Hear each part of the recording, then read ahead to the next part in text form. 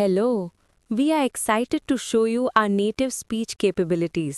where you can direct a voice, create realistic dialogue, and so much more. Edit these placeholders to get started. जादुई झाडाची गोष्ट.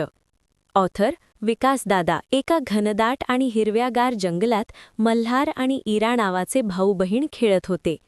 खेळता खेळता त्यांना गवतात एक विलक्षण गोष्ट दिसली. ती एक चमकणारी बी होती.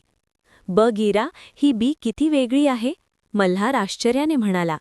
ती बी एखाद्या छोट्या चांदणीसारखी चमकत होती. त्यांनी ती सुंदर बी आपल्या घरच्या बागेत नेली. इरा म्हणाली, आपण याला इथे लावूया, मग त्याचे मोठे झाड होईल. तिने आपल्या छोट्या हातांनी मातीत एक मऊ खड्डा खणला आणि त्यात ती बी हळूच ठेवून दिली. दुसऱ्या दिवशी सकाळी मल्हार धावत बागेत गेला. त्याने मोठ्या झाऱ्याने त्या बीला पाणी घातले. तो बराच वेळ तिथेच थांबला, पण मातीतून काहीच बाहेर आले नाही. मल्हार थोडा नाराज झाला आणि विचारात पडला. तिथेच जवळच्या झाडावर तथागत नावाचा एक जुना आणि शहाणा घुबड बसला होता.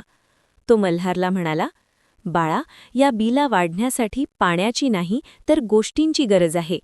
तुम्ही याला जितक्या छान गोष्टी सांगाल तितके हे झाड वेगाने वाढेल. मल्हार आणि इरा धावत आपल्या आजीकडे गेले. आजी आजी, आम्हाला एक छान गोष्ट सांग ना, इराने आजीचा हात धरून विनंती केली. आजीने हसून त्यांना आपल्याजवळ बसवून घेतले.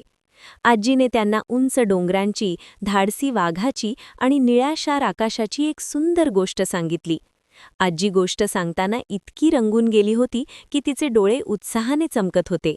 जशी आजीची गोष्ट संपली तसे बागेत चमत्कार झाला.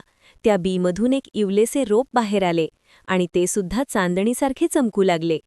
मल्हार आणि इरा आनंदाने उड्या मारू लागले. बघ, घुबड आजोबा खरे बोलत होते, मल्हार ओरडला. मग इरा एकटीच नदीकाठी गेली. तिने खळाळणाऱ्या नदीला विचारले, नदी मावशी, तुझ्याकडे कोणती गोष्ट आहे का? नदीने तिला आपल्या लांब प्रवासाची आणि समुद्राला भेटण्याच्या ओढीची एक मधुर गोष्ट ऐकवली. हळूहळू मल्हार आणि इराने खूप गोष्टी जमा केल्या आणि त्या झाडाला सांगितल्या. बघता बघता ते झाड खूप मोठे झाले.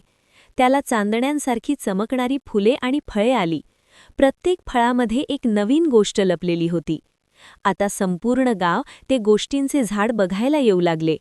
आजी झाडाच्या सावलीत बसून सर्वांना गोष्टी सांगू लागली आणि मल्हार तिला मदत करू लागला. त्या दिवशी संपूर्ण गावात फक्त आनंदाच्या आणि आश्चर्याच्या गोष्टीच गुंजत होत्या.